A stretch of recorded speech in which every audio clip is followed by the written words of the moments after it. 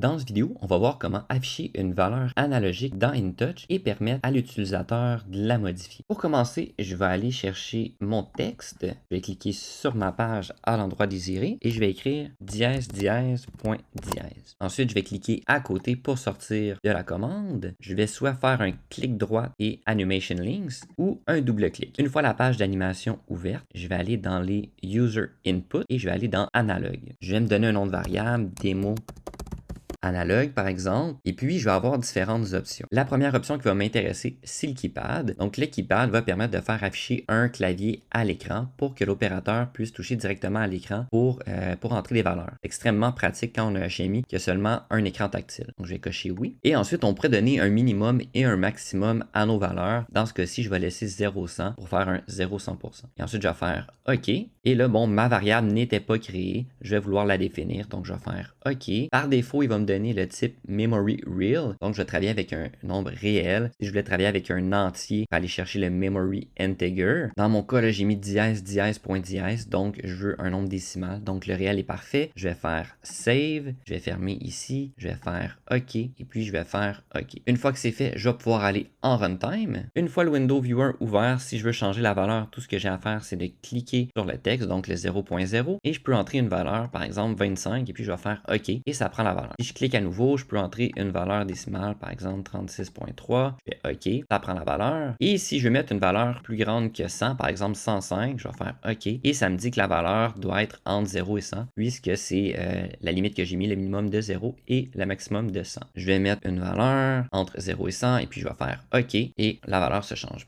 Donc ensuite, on peut retourner en développement pour continuer à travailler sur notre projet.